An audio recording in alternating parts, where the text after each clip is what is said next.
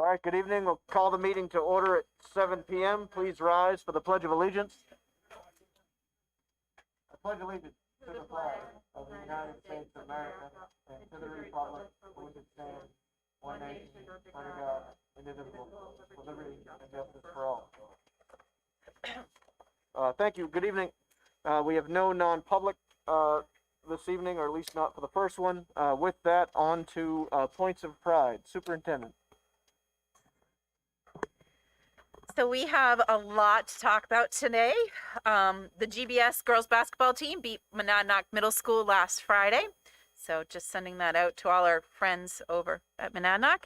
Francistown and Outdoor Lions Learning, the children made bird feeders out of oranges, did some ice experiments, good timing, and journaled in the woods.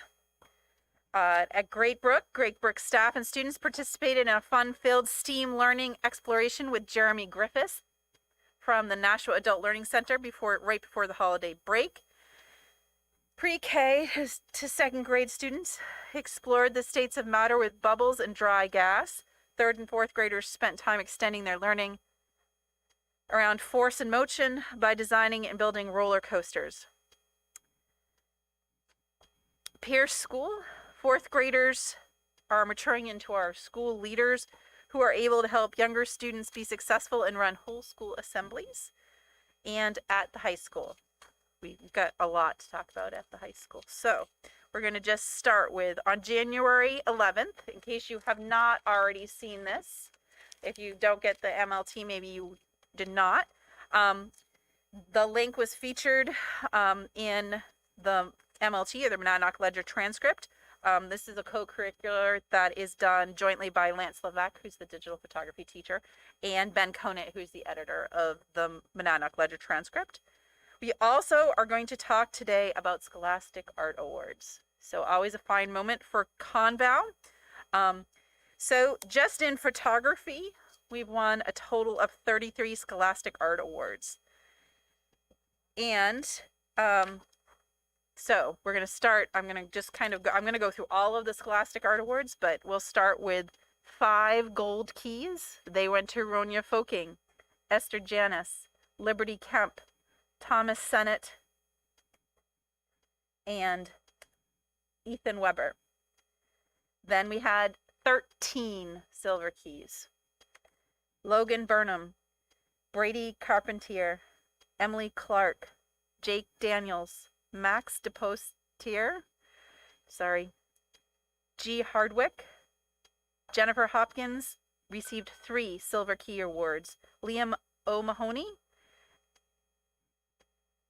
and now Annalise Strong, Jasper Virgo, and then we had a multitude of honorable mentions. They included Sophie Bowl, Gabrielle Cote, who had 2 honorable mentions, Hayden DeRozier, Ryan Gorborowski, Jennifer Hopkins, who had 2 honorable mentions, Kyle Howe, Esther Janis, Caleb Klein Norford, Savannah Lee. Fletcher Maggs had 2 honorable mentions, Liam O'Mahony, Caden Peck, Avery Pope, Kaylin Ross, Garrett Rousseau,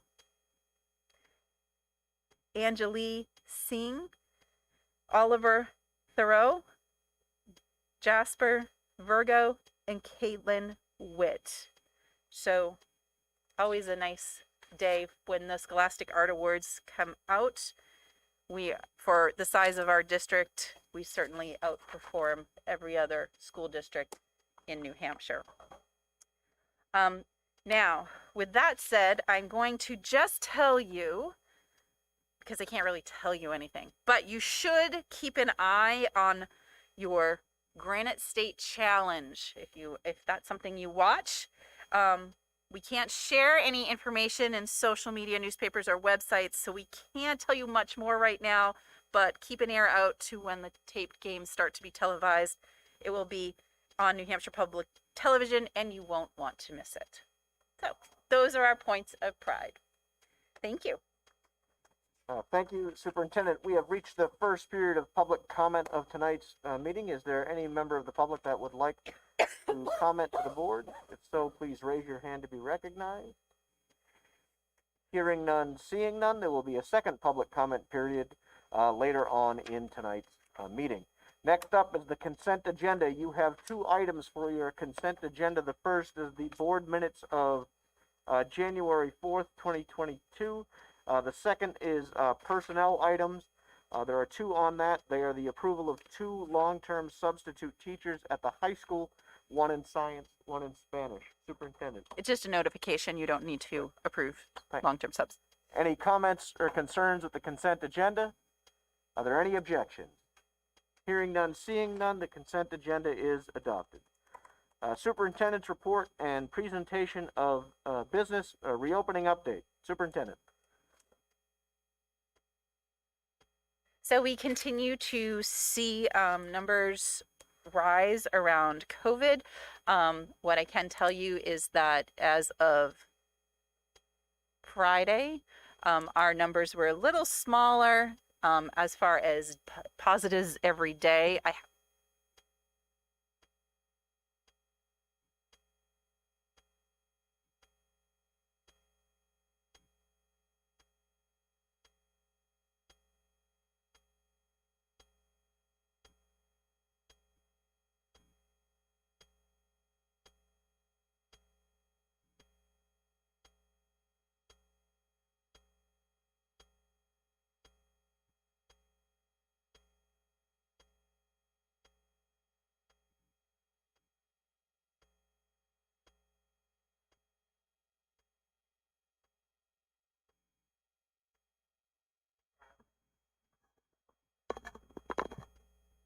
Cases in the state, not cases in the region.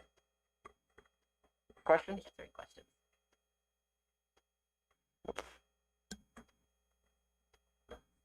Okay. And then we have our monthly events calendar. The 18th.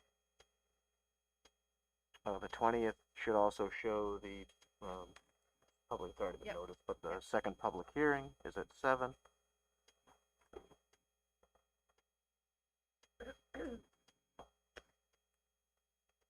Anything else in January? Okay, how about February? First week in February?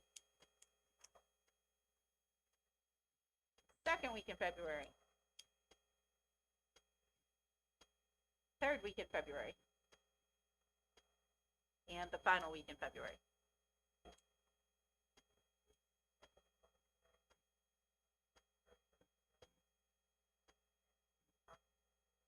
Yep. Do that? Do you want to do that before the first meeting in, wait, is that enough time? Well, there's a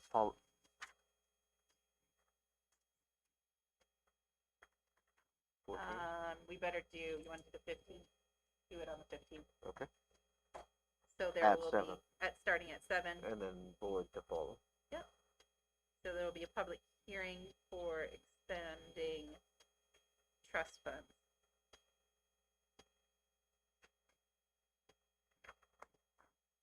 Okay, and that's all I have for today's results report. Thank you. Well, thank you, Superintendent. Reports. Do we have a teacher's representative tonight? We do not. Education, Dr. Ullman. The Education Committee met on January 10th. Its main bit of business was to revise and then approve a new version of IKF. There were some changes made, at least 2 of which were dependent on state legislature mandates. We eliminated for the next academic year the community service requirement. High school may be working on that in that area, but the biggest thing we did was to incorporate the civics exam. The state of New Hampshire now requires students to pass a civics exam. Beginning in the student graduating in 2024 have to pass the U.S. citizenship exam, which is 128 questions. You can go online and get the questions and get the answers, but we have to keep track of the results and send them on to the DOE, as I understand it. Also, the state legislature has required graduating students to fill out the federal student aid application. There are a few little possible exemptions. I personally think it's a good idea. One of the things that happened as a result of COVID is that the percentage of students sending in this free aid request has gone down about 4%, and that really does cut off some students' access to higher education. The committee is still working on policy IK, earning of credit, IMBC, alternative credit options, IHCD/CEB, advanced coursework. I also want to assure you that community service is still a fundamental value at the high school. There are probably 60 or 70 opportunities that high school students have to serve the community. So that's about it from the Education Committee. Thank you, Stephen. Communications. Alan. Okay. First one is the update on the community forum. An update was sent out to the entire board on the 15th. All activities are up to date and in progress. Thank everybody for the participation. There's a lot of stuff going on here. The second communication and the agenda has been written, the editing has been done, and it has been sent to administration for coordination for publishing. I made copies of the communication and the agenda available to the entire board so that if they want to, they can in turn get to their towns and have that being published also. Just a couple of things. As everybody knows, it will be live streamed and in-house. There'll be 2 sets of presentations with questions and answers. The budget presentation will be done by Jim and Catherine, and it'll be broken down into 2 parts: the budget process and the 2021 final tax bills, which will be done by Jim, and the proposed budget and warrant articles by Catherine. The second presentation and Q&A will be done by Rich, and that is a talk on the entire expansion of the pre-K program. All the logistics for the forum are in progress, and we don't see any major issues hitting at this particular point. And I hope that everybody can see their way clear to be able to attend this. So that is the update on the forum. Any questions on that? I'll remind the folks listening that the community forum is next Tuesday night at the Lucy Herland Theater at the high school. You will find more information posted on the website, and it will be live streamed. Yeah. And the one thing on that, so everybody and the people who are listening, is that this forum, the live stream, the people that are on live stream will be able to send questions in so they can be answered, unlike the last one. Second item, the list of communications on the budget, posting Jim's 2022-23 budget articles, starting with the first and the second one that are complete, and continue with others as they completed over the next 4 weeks. Videos, work with Guilfoyle, I can never say that right, work with Guilfoyle on the 3 videos to be posted in the news, the Conval website, and possibly the I Still Support Conval Facebook page. The possible topics are education funding, top 10 things about the budget, teacher contract, preschool expansion.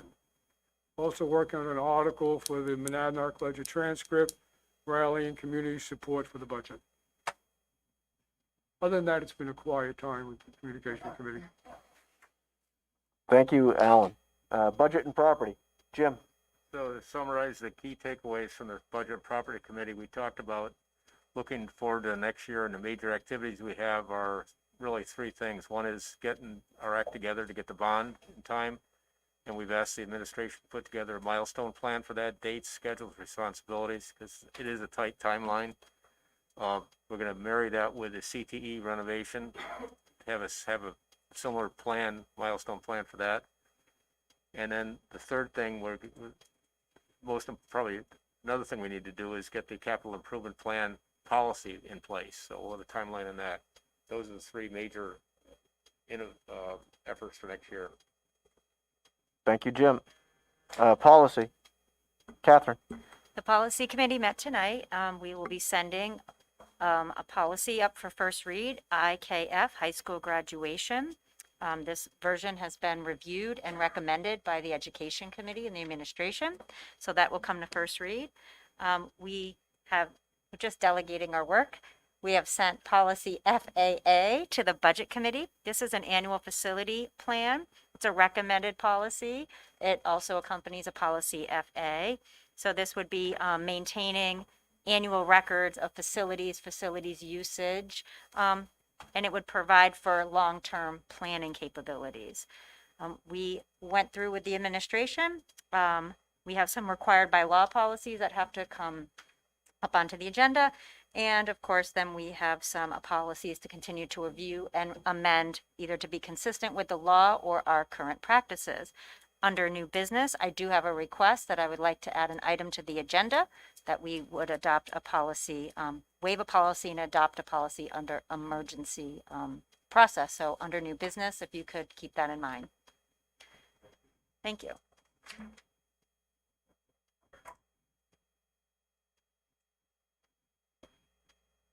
Thank you.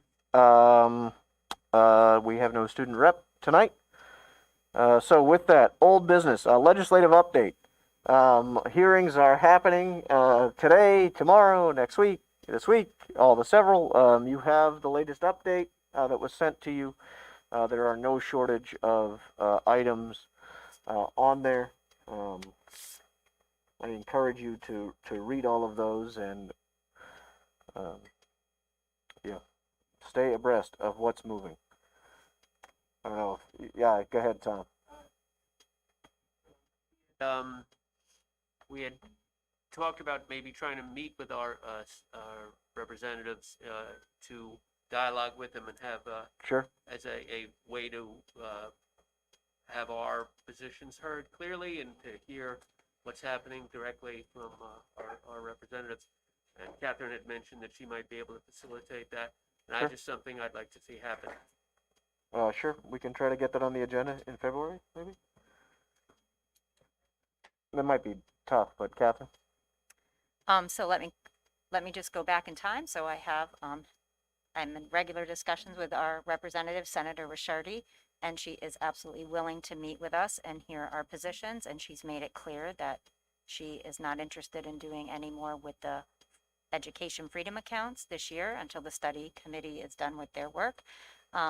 However, with the legislative schedule being what it is, we would have to invite her to a meeting, but she's also willing to Zoom with us if that okay. becomes an option, Sure. so that it could even be a more informal meeting of the board, still properly noticed, but I just want to put all options on the table because she was concerned with timing with our board meetings and her schedule, but she does not want us to think that she will not meet with us.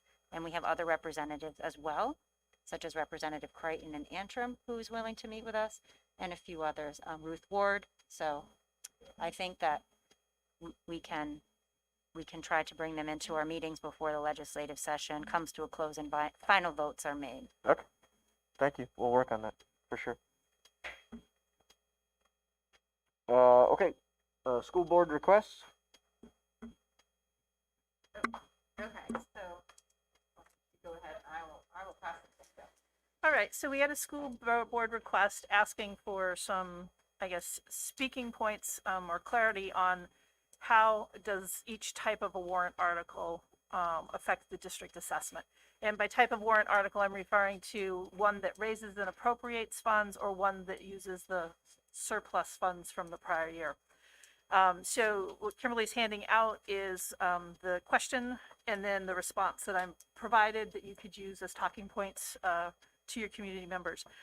A raise and appropriate article increases the appropriation and local tax assessment, and that's raising new money. So that really directly affects, it's an increase to the net assessment.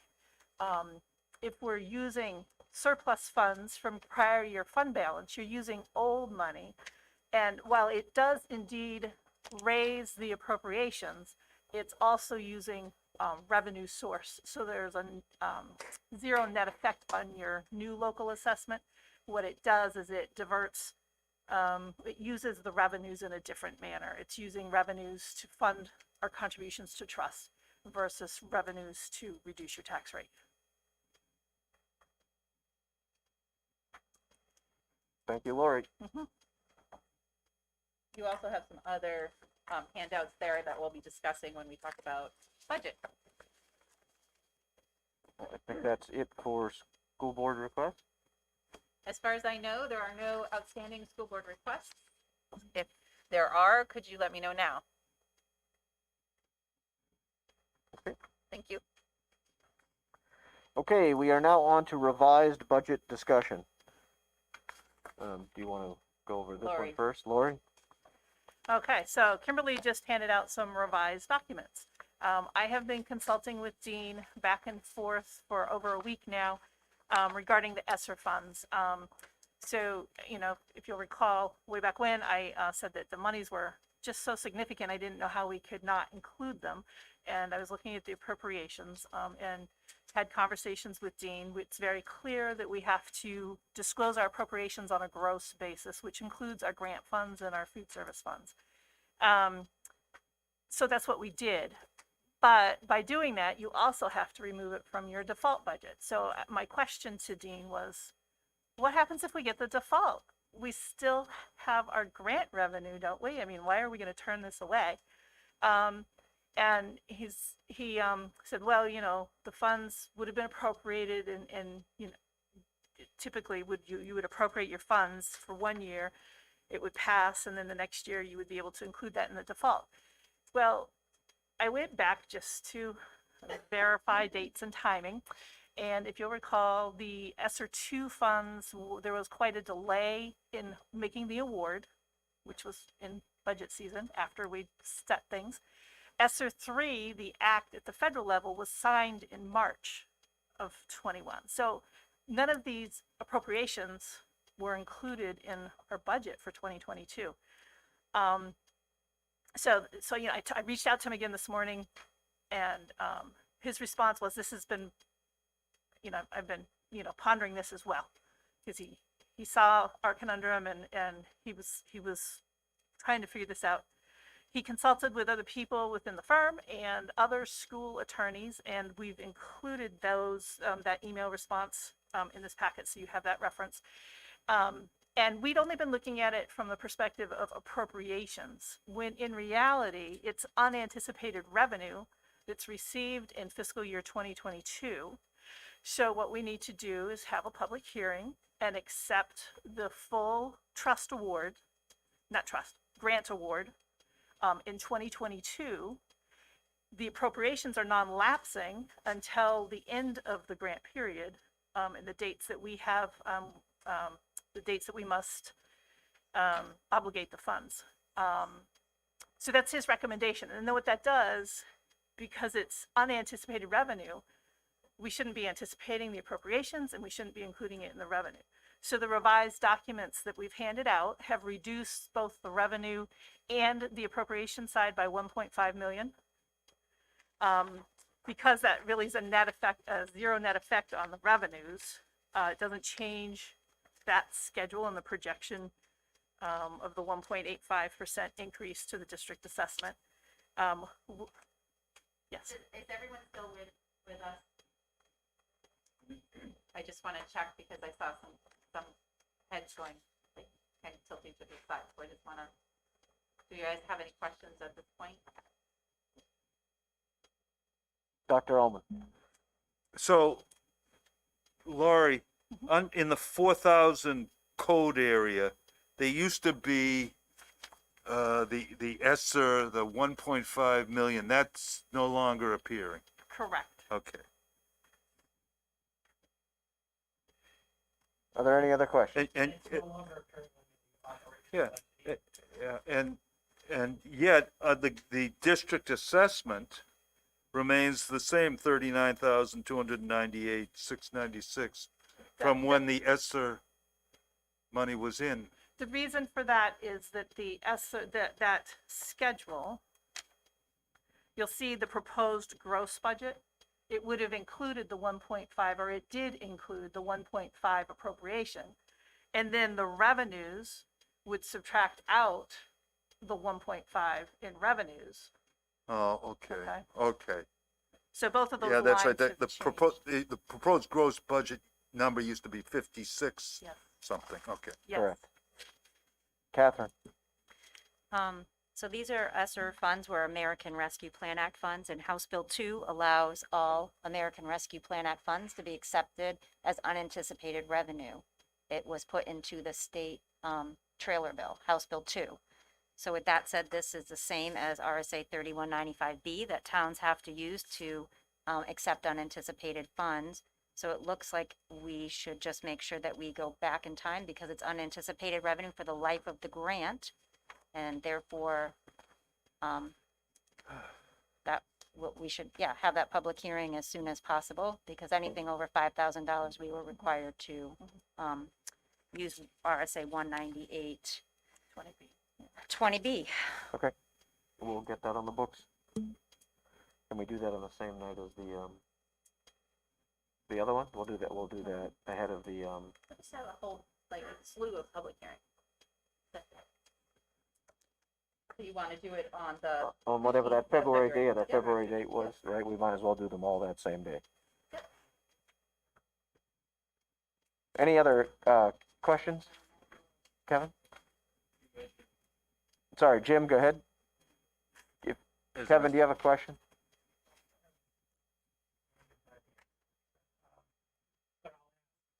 Like E-brain, I understood what just happened is that total estimated revenue is down 2.15%, but we know that there is this 1.5 million out there that will arrive unexpectedly. Lori?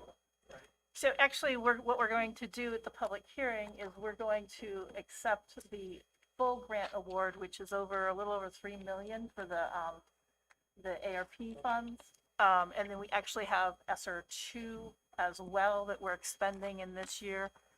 So we will be looking at including those funds in the public hearing discussion. So then the monies are available as we use them and seek reimbursement. But they don't reflect in our revenue or Right. our expense statement. Right. Okay. So we kind of know it's there. Any other questions? Kira? Catherine? Jim?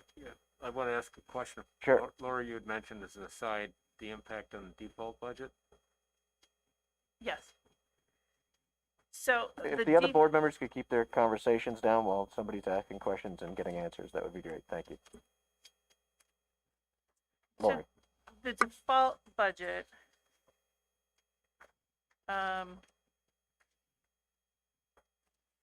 let's see, that was handed out, wasn't it?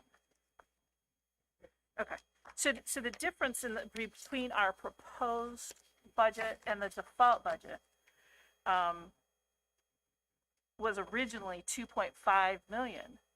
$1,070,000 was actually attributable to our operational budget and where we would have to go to find, program or staffing cuts or what have you. The additional, most of the difference is 1.5 in the ESSER, and because that has been pulled out of the appropriations and the revenues, that is no longer a change between our proposed budget and our default budget. So that drops it back down to it's I think 1,072,778. Thank you. So, Jim? to clarify, I look at the sheet, the default budget stays the same as it was before, 51,152. It's the variance that changed because the proposed budget. Am I reading this wrong? No, you're not reading it wrong. It's the change between the proposed and the default. The default calculation did not change. Right.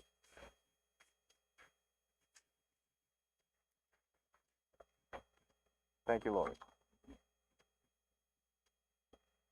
Okay, I understand what it's all looking set, at. Jim? Right, it'll change the warrant, right, correct. Down. Right, correct. Only goes down.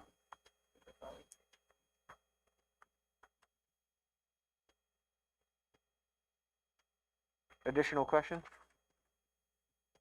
Jim? Kevin, Catherine, all set? I'm just making sure everybody's got their questions in before we go on to the next. Yeah, sorry, Kira, go ahead. Yeah, I just have a quick question. I'm not seeing anything on here, what was it, 780,000 from last year that was originally earmarked for the remote school. I don't know where those funds went. They weren't taken out of. So they couldn't come out of the budget based on, I think we covered this several times, and I understand it's a confusing thing. It was part of the budget that was passed. We didn't do the K through 8 remote school. That doesn't mean those funds are then, placed in a lockbox and inaccessible. But Right, but I mean, like, compared to this one that we're proposing for next year, where did they get reallocated? sure. Kimberly. So those dollars, they were not necessarily reallocated.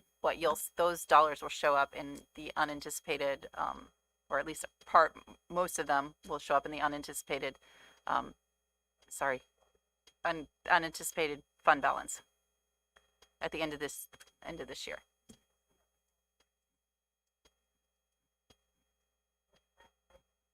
Go ahead. I can't speak for Kira, but I think I can clarify the question. She's not asking what happens in this budget. She's asking for the budget that we're setting forward. Where have the $780,000 been reallocated? Since we didn't do a remote school and it wasn't removed from the budget. So where is that in this budget that So we're you would proposing? see it, right, so you would see the differences in salary, and paraprofessionals. They would be in FICA, non-teacher retirement, teacher retirement, because the $780,000, with the exception of supplies and computers, was mostly staff, if you recall, including an administrator. And so those dollars are, again, we can go through the whole budget, and I would suggest that if that's what you want to do, maybe you want a smaller group to do that, and we can go ups and downs and ups and downs. But we decreased teachers, we increased teachers, we decreased paraprofessionals, we increased paraprofessionals, we increased administrators, we decreased administrators. So while there's no line that says, and this isn't minus $700,000, it's in each of these lines. Am I making sense? Catherine and then Jim. So just for clarity's sake, so it's just basically in the same lines it was in Right. prior to the vote. Thank you. That's all I think that my colleague is trying to get to. Thank you. Jim. I think Kira inspired a thought here. Let's just assume for speaking purposes that there's actually $500,000 that we're not going to spend. I know it's 780, but there were split takes. So this is $500,000. We can wait and let it show up in unused fund balances and give it back to the taxpayer at the end of the year. We could also increase the budget by the unused fund balance and the revenue from 250 to 750. Could we not do that now? No. No. So In our estimate, our budget. No. Why? It's a different, it crosses.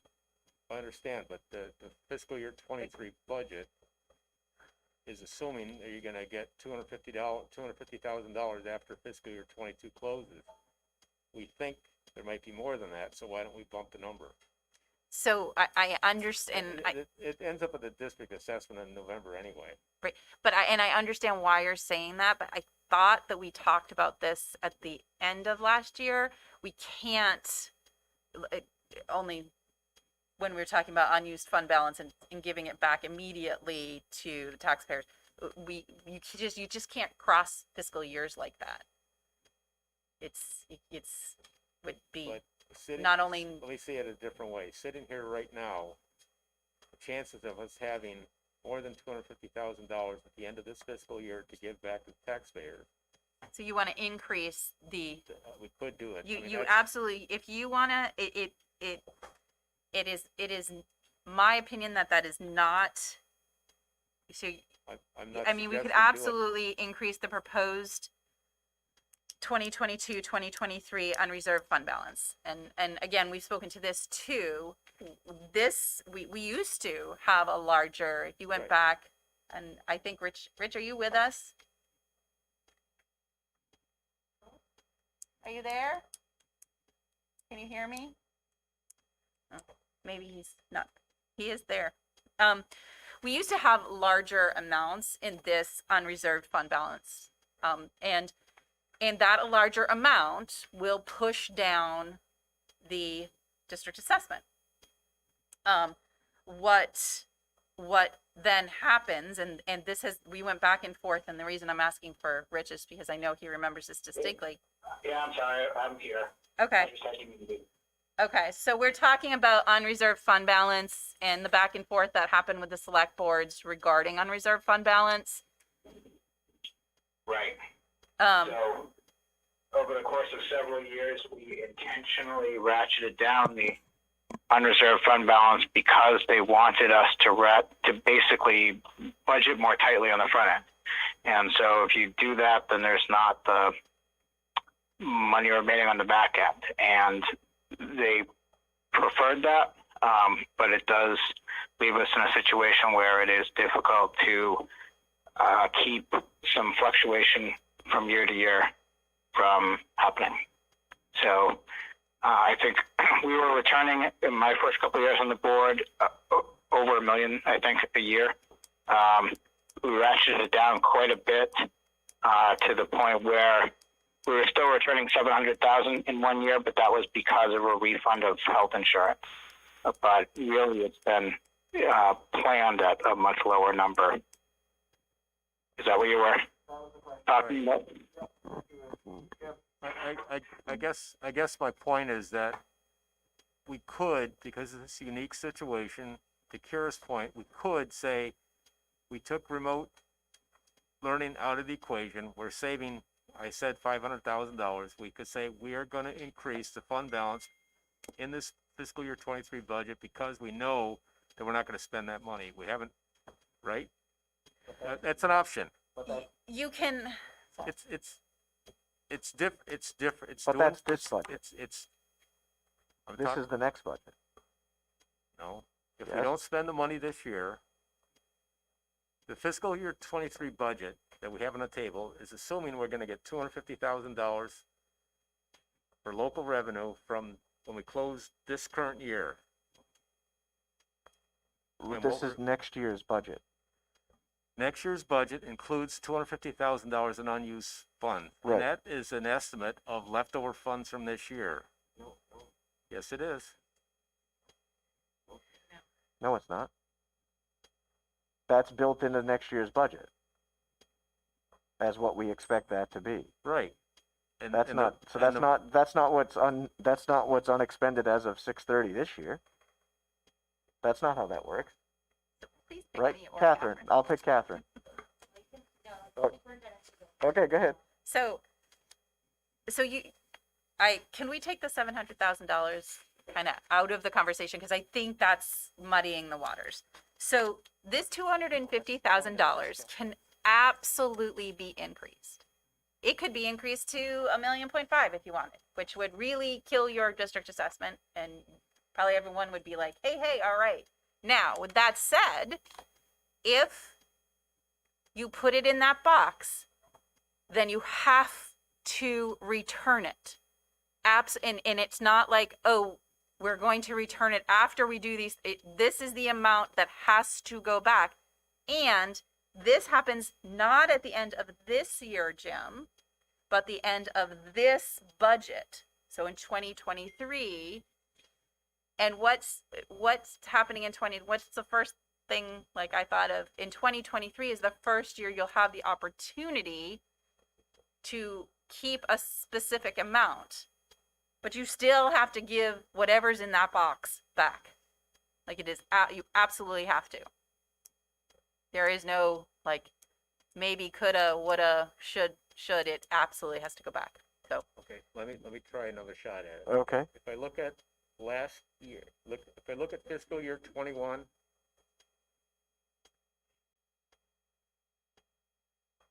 if I look at fiscal year 21-22 budget, we proposed, the budget included anticipated revenue of $250,000 unused funds.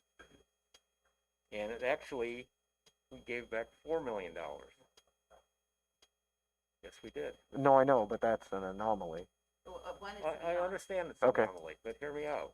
So now this year, fiscal year 22-23 budget, we're anticipating $250,000 that will be left, that unused funds from this current fiscal year. This current fiscal year, we have $780,000 that we included for remote learning that we're not going to spend. Knowing that, we could conceivably say, instead of 250, which is our norm, and I understand the argument for the norm, we could say. No, but that's next year's. That's next No. year's number. It's not it. When it ends on 6/30, that's it. This isn't that money. This is next year's money. I understand, but next year's revenue is anticipating money left over from this year. No, it doesn't. Lori? so I agree 100% with what Kimberly's saying. I understand Am I saying something wrong? how your logic, how you're, I understand what you're trying to communicate. But the fact of the matter is that the budget is built with a $250,000 return. That's what we're obligated for. And so if we increased it to 750 at the end of 2023, we'd have to give back 750. It didn't matter if we had extra 700,000 this year or $1 million or whatever. Doesn't matter what we do as of July 1 of 2022. We're looking at the information that's on this schedule factors into what we do on July 1 of 2023. Catherine? So in 2021-22, Jim, in June, we have the opportunity, if we see fund balance like we did last year, to commit those dollars when we know that our fund balance is adequate, and that would go on the November tax rate from this budget that we're currently working in, which is the budget the remote school is in. Next year's budget, we've committed $250,000. If we change that number, it has to come from somewhere, but remote school has nothing to do with the discussion whatsoever because there is no longer a remote school. They have kept those dollars and used them in a different way within the same lines, a different purpose within the same lines. So there is no fund balance that we can count on because that was just an automatic because that was an approved part of the budget. We didn't tell them to take out the remote school in our budget guidance and then add 2%. We said add 2% to the approved budget. So those are two different discussions. So I would not recommend changing the unreserved fund balance for the 22-23 school year. And if we have fund balance left over that we can commit to the taxpayers, we absolutely will and can do that, but that will be a later discussion. Thank you. I still think, I'm not gonna go into it any further, we'll go offline. All right, thanks. Okay. So left to discuss on the budget, as several of you pointed out, was the status of the preschool discussion, where that stood, and the discussion of whether that should be in the budget or as a standalone warrant article, because I believe that was still up for discussion with this board. So since that was Catherine's proposal, I would look to you to see if that's still something you want to make a motion to move. What would have been, upon the second recommendation, the 566 something. Well, I had my note. I even wrote it down. 566 274 was the revised recommendation by the administration. Yes, I would still like to maintain that, make that motion that we remove $566,274 out of the operating budget and create a separate warrant article to include $566,274 for the purpose of funding preschool and 8 classrooms so that the voters and the legislative body can make the decision what's best for the district for themselves. Thank you, Catherine. Second. Allow the second by Dr. Kriebel. Kimberly. So just to be clear, the recommendation was to move to 566. What's in the budget is $744,112. Thank you. Catherine. So I will, can I have that number again? I'm sorry. $744,112. All right. Thank you very much for that correction. Then I would amend my motion, if I can get a second, that we remove $744,112 and move it to a separate warrant article to fund preschool for all, 8 classrooms, the way that it was designed and presented. Second. There's a motion and a second. Janine. It's for 3 classes, not 8. It's for 3 additional classrooms, but expanding our program to a total of 8 classrooms. Thank you for clarifying. Thank you, Janine. Jim. I just want to point out in the package, I don't know if it was mentioned, there are 5 options on the table. The 3 originally we had, and then the alternate, what I call alternate preschool option 1 and 2 are also in your package. So there are 5 options on the table. So there's a motion on the floor to take expansion of the pre-K out of the budget and put it in a separate warrant article. Then we have 5 options to look at. Actually, that's only one option to look at. She made the motion. I understand. I understand. I'm saying there's 5 preschool options that we have in front of us. So there's 2 questions. Take a separate warrant article, and then what option? So I want to make sure I'm following the motion. So your motion was to strike the $744,112 from the budget and then have a separate warrant article for that amount or for the 566,274? No, for the 744 to fully fund the program, as recommended by the administration. The administration's revised recommendation was the 566,274. Well, so now that we're open for discussion, can we ensure that that still is the case, that recommendation, so that we can have a good discussion? Because I can certainly amend my motion again. Superintendent. I'm unclear as to what the The question is. whether the 566,274 would be the number to include in Catherine's proposed warrant. No, it would be 744. Okay, thank you very much. Making sure. So, the motion as you have it is to remove the 744,112 from the budget and issue it instead, place it on as a separate warrant article. It was moved and seconded. Jim. I think we're miscommunicating here. There are 5 options we can look at. All 5 are doable. If we want to look at something in a warrant article for less than 744, we can look at it. We can talk about it. You have the information in front of you. Kimberly's answer seemed to suggest that it's not an option. The cost of the preschool, the expansion of the preschool is $744,112. Right. Right. But there is alternate option 1 and option 2, and then alternate options 1 and 2. Well, I think that you probably should decide whether you want it to be a separate warrant article before you decide what you want, what it's going to be. I'm just trying to say there's 2 decisions here. There are. Right. One is whether to put it as a separate warrant article. The related discussion is what it would be. Kevin. There was one motion. There was. The motion included 2 parts.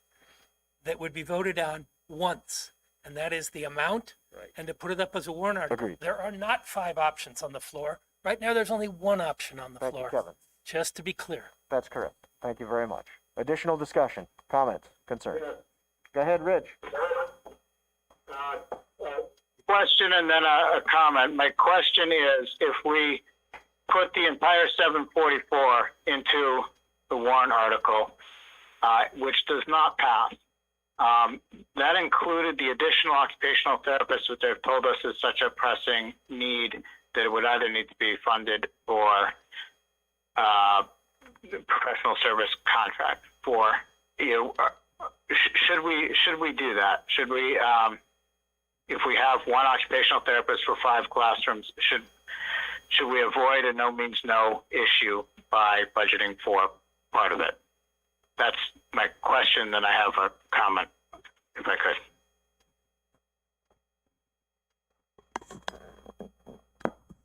So I think that if we're not moving towards an expanded program, then we would only look at the needs that we have in the classrooms, and we would base that on the needs that we have in the classroom.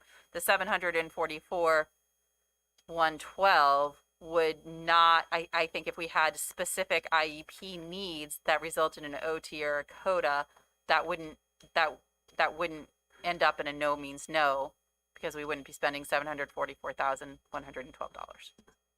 Okay, thank you. And my only comment on this whole debate is, as everyone knows, I've asked a lot of questions about this, but I do feel if we're gonna kill it, we should have the courage to kill it, because I think splitting it out without a tremendous amount of communication that we have not started yet kills it. So I'm going to vote against the motion. Thank you, Rich. Kevin, then Dr. Ullman. I just want to be clear about what Rich was saying, the first part of what Rich was saying. As I heard it, I think Rich was saying that currently we're only really staffed for 4 rooms, not 5. And is that what you were saying, Rich? Yeah, yes. I think my concern is that if this is a warrant article and is voted down, that we would not be able to hire an additional occupational therapist if we decided it were necessary. So having asked that, having, I think, understood what Rich was saying, and having asked that, would the administration feel the need to scale back the number of seats available to 4 rooms instead of 5, which fits the recommended staffing? I don't know. I haven't had a chance to have a conversation with either the administration or the team.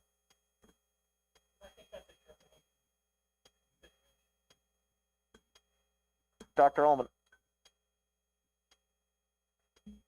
If the warrant article, the $744,000 warrant article, were to be defeated, what would remain of the pre-K program? What's presently in place? The supposed 5 classrooms, but closer to 4. No, it's 5. Well, yeah, I've heard difficulties about staffing the 5th room, but okay, so you'd still have the 5 room. It would be exactly as it is today. Jim.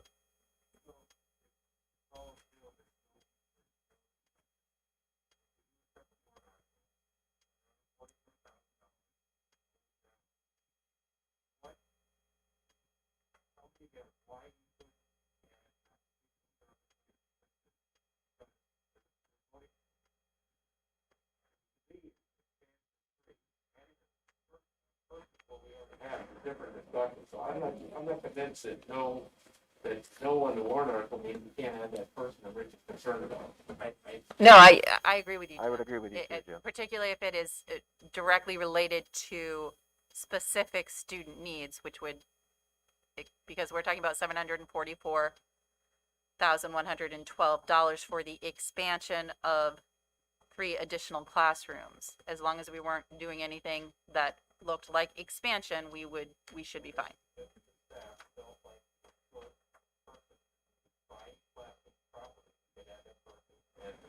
No one warrant article would not preclude us from doing that. as long as we do not expand beyond the 5 classrooms. That would be my interpretation as well. Additional comments? Liz.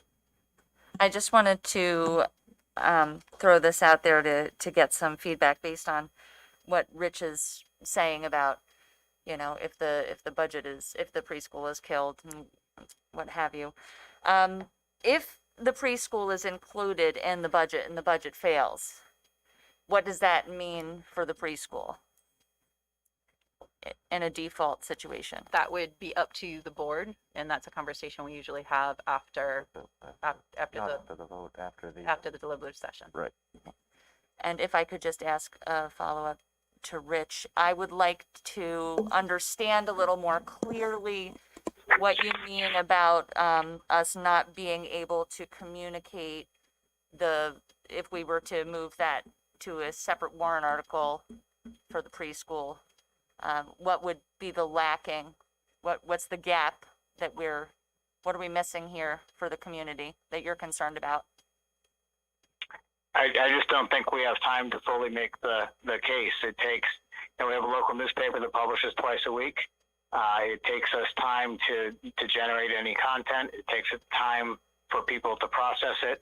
I think when we've talked in the past about what we thought might be contentious contracts, for example, with the CVEA, we started talking about it, actually even before we had a signed agreement. We started talking about the need to, address the bottom of our salary scale, for example. And so we built the case in the public mind over the course of months, and we don't have months.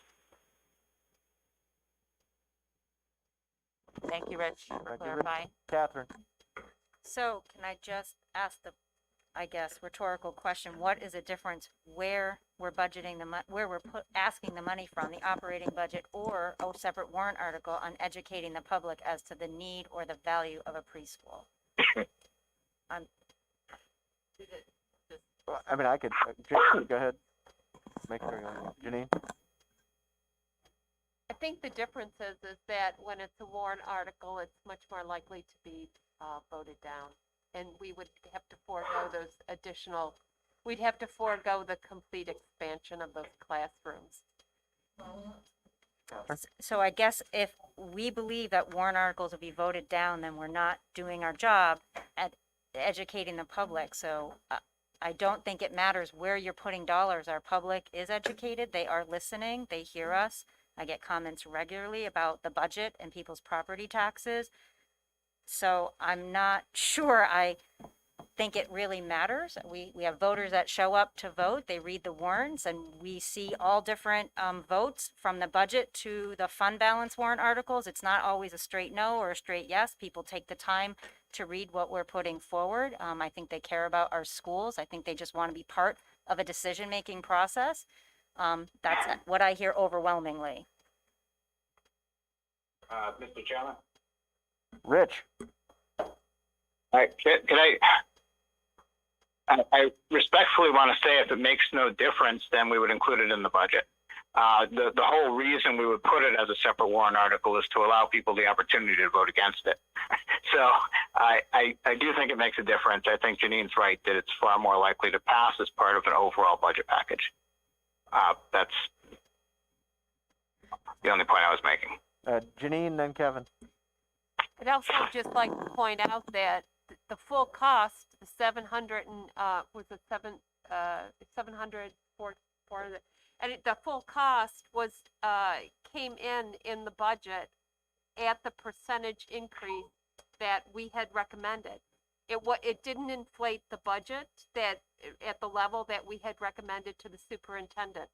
So and the superintendent also came up with a lower cost alternative that reduced it by about $200,000. So in my mind, it makes sense to just include it in the budget. Thank you, Janine. Kira. So just a point of clarity and possibly just to go on record, the preschool will be funded by the towns, regardless of whether or not any students from those towns will be attending said preschool, correct?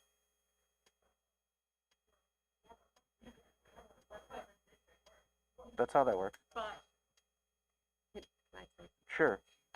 But Kira, they're part of the reason we're expanding to those 3 additional classrooms is there will now be room for, as far as we can see, according to census numbers, for all the children to come, to have that chance to come to the pre-K. Superintendent. So just to be clear too, a change to this will, to the warrant will actually increase the amount between the proposed budget and the default budget by almost $600,000. So just so you are all aware. So the difference between what's proposed, that makes sense to everybody, right? So because the proposed would come down, but the default would actually go up. Lori. So the money that we were just talking about, the 780,000, it was repurposed into other positions. If we're eliminating those positions from our proposed budget, we're eliminating those positions and we have to remove it from the default calculation as well. So that would mean our default difference that we would need to find if we ended up with a default, it would be 1.6 million. And that's where we're just giving you that information. We're not. Kevin.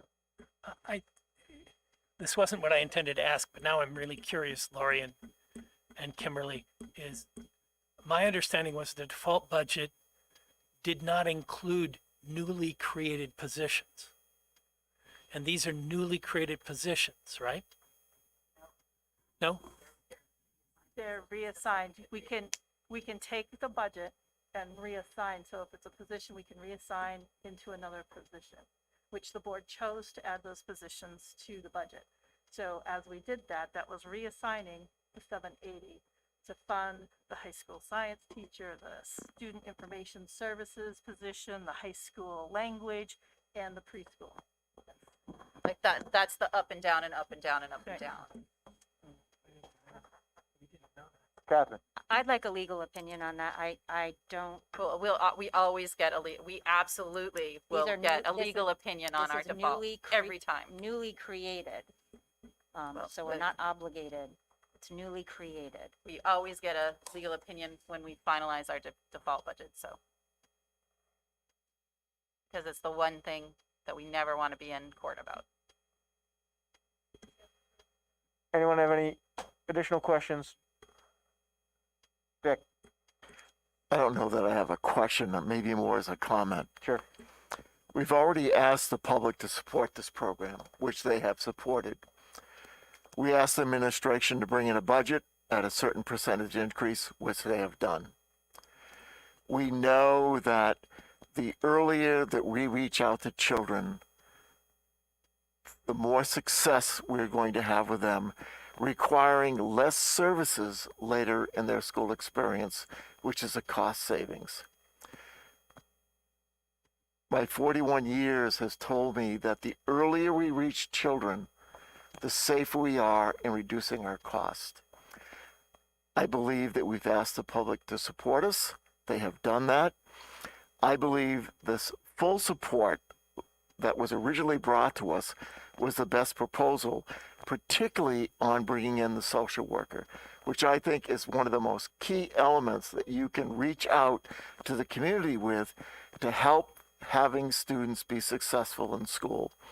So I would not support as this is a amendment to be a warrant article, but include it in the budget as proposed, that I believe that would be the best cost savings for us in the long run as a school district. Thank you, Dick. Liz. So I just want to clarify for myself that I do support preschool. I think it's wonderful. And I also represent my town, and I listen to the people of my town, and I hear what their concerns are. And I will advocate for preschool either way. However, as a communications person, I disagree that we don't have enough lead time to educate people on the difference between it being included in the operating budget and being a standalone warrant article. And I trust the voters to be able to make a decision. However, that being said, going by how the votes turned out last year for the budget and by such a very small margin of the budget passing, I would be very concerned that the budget will not pass this year. And I do think preschool is important, and I think people should have a choice, because I think choices are important, and I think it really matters, and it matters that we trust the voters also. So I do understand where you're coming from also, Janine, about it remaining as part of the operating budget. I can see your perspective and like why you would want it there, but at the same time, I see more value in the additional choice. And I don't want to split hairs over it, but I really have a hard time supporting not giving voters that choice. Thank you, Liz. Any other, Greg? Go ahead. Thank you, Mr. Chair. I'm going to second what Liz said. I'm also going to second what Mr. Dunning said. I fully believe that preschool is important. I full support. I understand that the need to intervene sooner rather than later is always better. $1 spent in prevention is worth multiples of that later down the road. But I guess my big issue here that I have is that we're asking the preschool as presented is a fantastic program. I have no doubt about it. The administration's got a wonderful program going. It's great. It is very well thought out. But in my mind, it is a luxury SUV when we could probably get away with, or we should be getting away with, a cheaper scaled down version. And as such, in my opinion, I agree with Liz. If this is what we want to do as a budget, then we need to set, if this is what we want to do, then we need to sell it to the voters and let the voters decide. Thank you, Dr. Krieger. Any additional discussion? Jim? Just a comment. The last time we talked about this, there was some unfortunate choice of language, and certain of us got called out for unfortunate choice of language. I like to go on the record as saying we are not out to kill preschool. I think that word was thrown around here, and I think everybody on the board agrees. We are not out to kill it. We're all for it, just a matter of how we do it, right? Thank you, Jim. Any additional comments before I call the question? Hearing none, seeing none. All in favor of moving the 744-112 out of the budget and into a warrant article, please raise your hand so we can tally the votes. Greg, Liz, Alan, Catherine, Kira. All opposed to moving it out of the budget? Opposed. Thank you. So I have Dick, me, Rich, Janine, what'd I miss? Dr. Ullman, and Tom. 1, 2, 3, 4, 5, 6. I'm missing someone. Who'd I miss? Steve, just do a roll call. Oh, do it. We'll do a roll call. Say your name. Call me last. So Janine, Opposed. Alan, Liz, Greg, thank you. Tom, Dr. Ullman, Kira, Catherine, Kevin, 5, 6, Dick, Opposed. Jim, and that was the missing vote. Rich, I'm also opposed, but that's a 7-6 by my count. Yep. So that will be moved to a warrant article. Okay, with that, thank you. Yep, we're gonna need to take a 5-minute recess to do some numbers on that.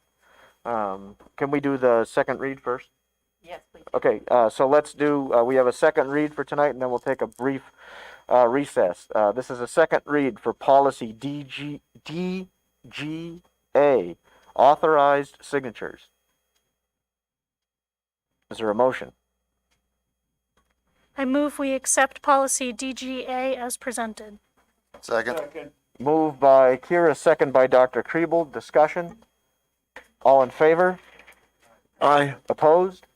Abstained. Policy DGA is adopted. We will take a 5-minute recess.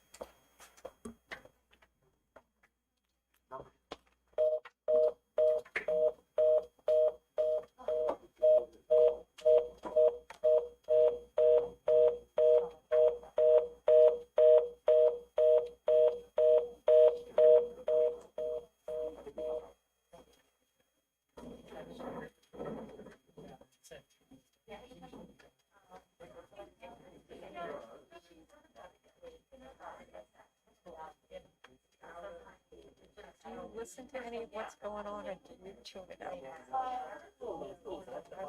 But I wondered if this is education.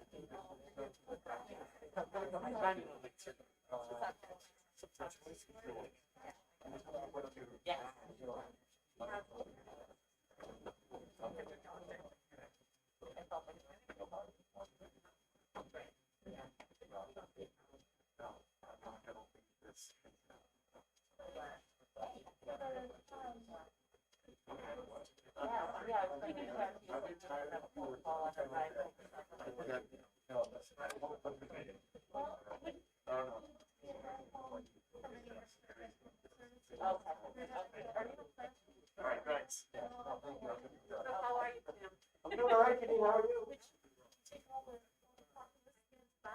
I'm now manager at work, which is horrifying. Yeah. I don't know if that's good or bad. I think I'm gonna lose, but I'm gonna apply again. One of my kids.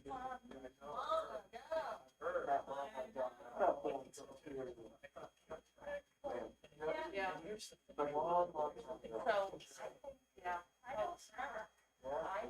That's all.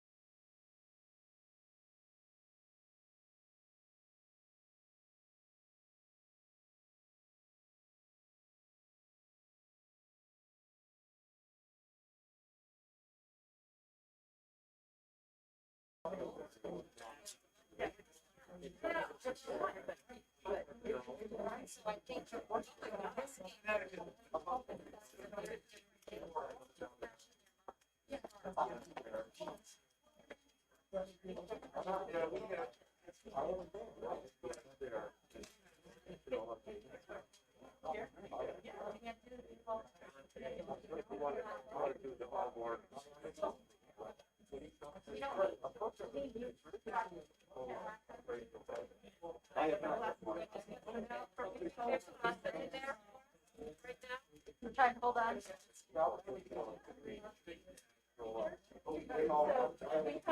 Bunch of numbers.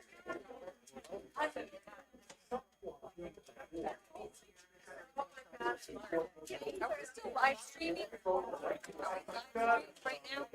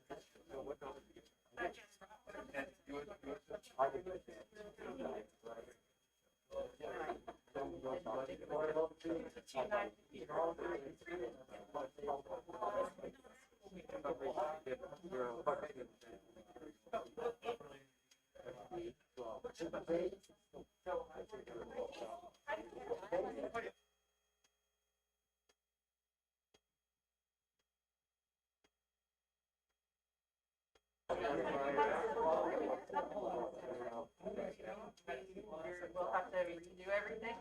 Okay, the budget can go down. Public hearing on Thursday, you'll have the warrant. Revised warrant, and all of the revised documents. So the budget goes down by 744,112, which means the budget. So you'll have to do everything.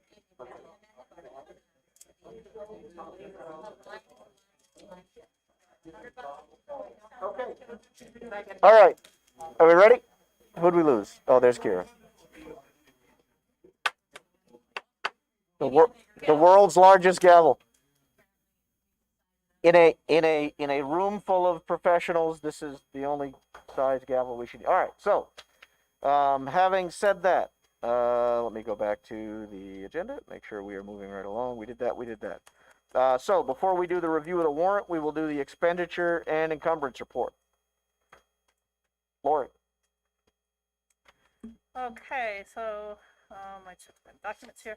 It was included in your packet. It's really not much change. We had a public hearing. We're requesting money from reimbursement from trust funds, but until that occurs, those differences will still show up. And we just simply have not had the manpower right now in the finance office to further clarify the other equipment, the copier variance. Okay. Thank you.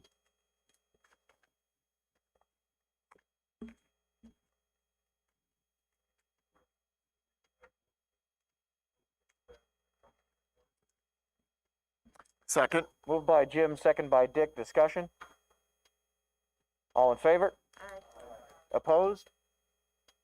Abstained. All right, the expenditure and encumbrance are adopted. All right, with that, we are on to review of the warrant. So there is a copy of this in your folder.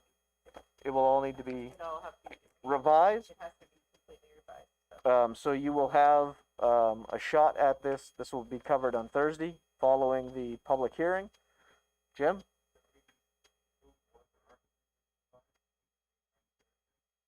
We can approve them, but potentially not the order unless you want to have that discussion. Right, remember, we have to have the default re-looked at, we have to, No, but I think, all of those things have to be done again.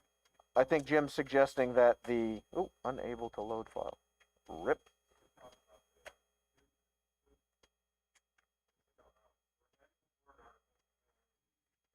Correct. So that has to be either number 4 or number 5. Right. We can.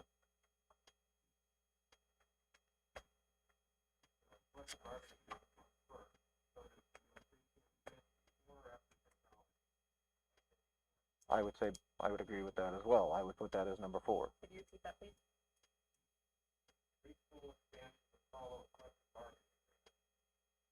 Well, Right, he means after 3. Collective bargaining, budget is 1, CVEA would be 2, the special meeting is 3, as it always is. The proposal would be to put preschool as 4, and then the rest would follow, I think, as drafted. Technology would be 5, energy efficiency 6, and then the petition warrant article last. no, No? it's petition warrant article as an appropriation. Oh, it does have an appropriation. So, Ugh. he said to put it last. Oh, thank you. But I thought the petition overruled the. I thought the appropriation. Oh, it's thank you. an authorization to expend. Okay, thank you. Thank you. Any questions or concerns with that proposed order? Jim, hold on. Go ahead.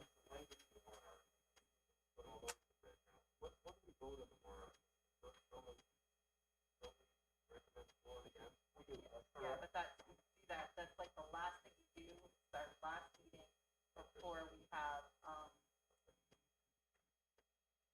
so it would be on the 1st of February, right? So we have to be on the 1st. Well, that's one, it's only the annual report. Right, so we'll notice a school board meeting directly following the public hearing.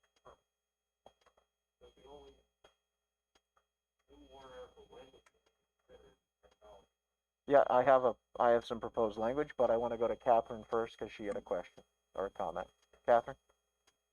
I just have a clarifying question. Can we clarify, Greenfield Town Hall is always listed, and we call it the meeting house where we vote. Our town hall is 7 Sawmill Road, our meeting house is 776 Forest, and that's where we vote. I just want to make sure that's properly noticed, just because we have to hang all the right information there, and it was brought up to my attention to ask. Thank you. Thank you, Catherine. Any other naming problems with your meeting houses / town hall? Okay. So Jim, to your point on the technology fund, you had sent some language. We had done a draft. I came up with the following version of the two. You had an and or. That's a brutal combination, so I just left it as and. So the draft I came up with was, shall the Kentucky Valley School District vote to establish an expendable trust fund under the provisions of RSA 198:20-C to be known as the Technology Fund for purposes of acquiring and maintaining hardware, software, and services as necessary to support the use of digital equipment and technology throughout the district, and shall it raise and appropriate the sum of $100,000 to be placed in the fund, further to name the school board as agents to expend from this fund. I think that was the intent of what we had agreed to establish and tried to cover all of that. I changed it slightly because you had said in classrooms and offices, but there's potential uses outside of those, so I just said throughout the district. Questions, comments, concerns? That will need a, I'm not supposed to make motions as the chair, but I would entertain one. I can. It would be Article something now. I've lost track. 5.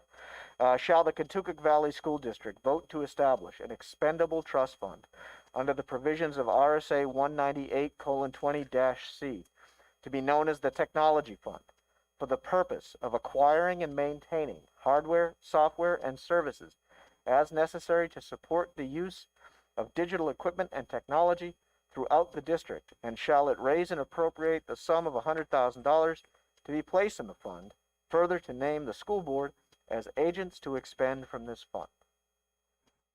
Dick. Language in there. You know, we got a copy of the warrant, and the Congo school book.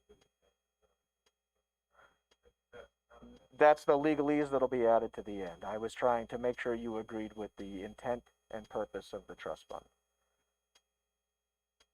But yes, it would then say special warrant article and so on and so forth. Dick? I was just going to say that I would like to move forward with your recommendation with the additional wording that's necessary to make it a warrant article. Thank you, Dick. Is there a second?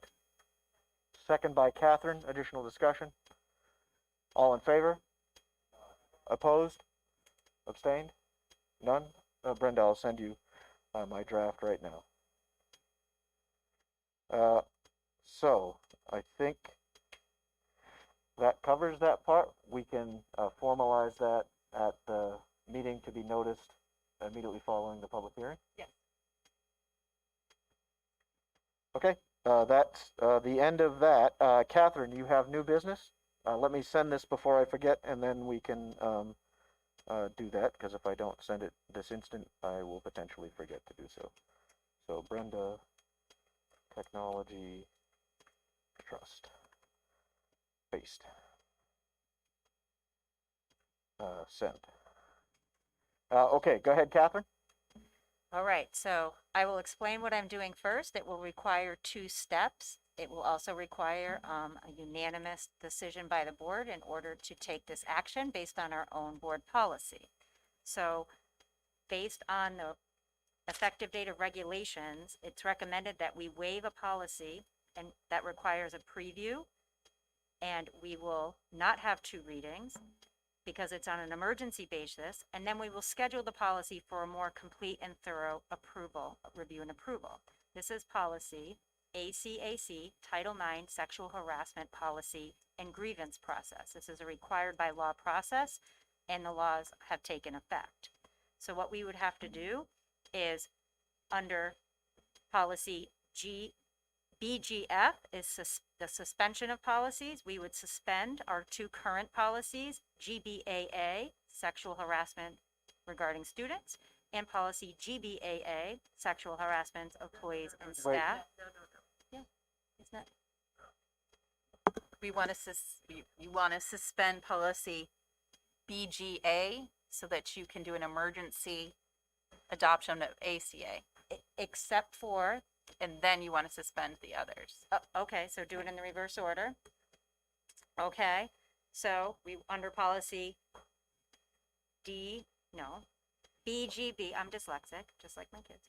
Policy adoption on emergency matters, we're waiving that limitation, and we would like to adopt ACAC, and that'll go on the next policy agenda for review and go directly to legal for their review. So we need a unanimous decision of the board in order to do this, because we didn't properly notice the board by our own policy. So the first motion is to, the action of the board is to waive policy BGA. As chair, I ask for unanimous consent. Is there any objection? Hearing none, seeing none, policy BGA is waived. The second motion is to adopt, under those emergency procedures, policy ACAC. Is that correct? That's correct. There's a motion by Catherine. I'll take it. I'll take the second from Kevin. Discussion. All in favor? Aye. Opposed? Abstained?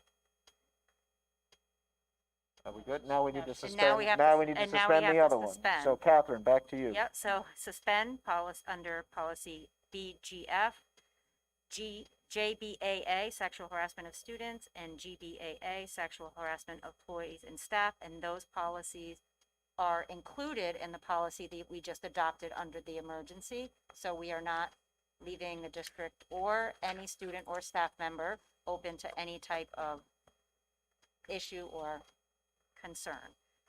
So I also need the board approval to suspend those policies. So the motion is to suspend the policy. Is there a second? Second by Dr. Ullman. Discussion. All in favor? Opposed? Abstained? The policy is suspended. Yep. So the first action is under policy BGA with the unanimous consent of the board to waive our policy approval process to allow for the approval of policy ACAC. The second action was under policy BGF to suspend policy GBAA. Correct? Because that one conflicts with, that one is inside of the new one. Sorry, JBAA GBAA. and GBAA. Sorry, it's two. Thank you very much. Because they are included in the ACAC, which is now going to go to policy and legal review, but we need to have that one in place to be protected. That's exactly where we needed to be, correct? Great, fantastic. Thank you all. Anything else under new business? Hearing none, seeing none, we have reached the second period of public comment. There are no members of the public here this evening. I will therefore presume there is no one from the public waiting in the hallway looking to comment. With that, we are on to the approval of manifests. All right, I certify that the manifests totaling $2,751,297.47 have been reviewed by me and found to be proper charges against Kentucky Valley School District for goods and or services received and have been properly processed prior to their submittal to the school board. I move we approve the manifest as presented.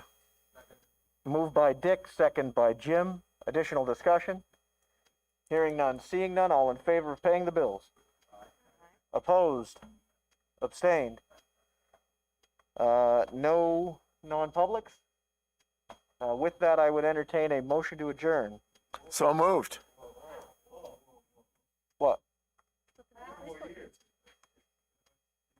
Oh, no, that, well, you know, I'm trying to, it's the power of it's the gavel, Dr.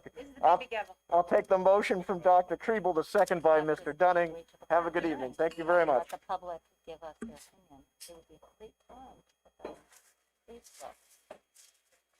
So public knows what's coming, and then I can have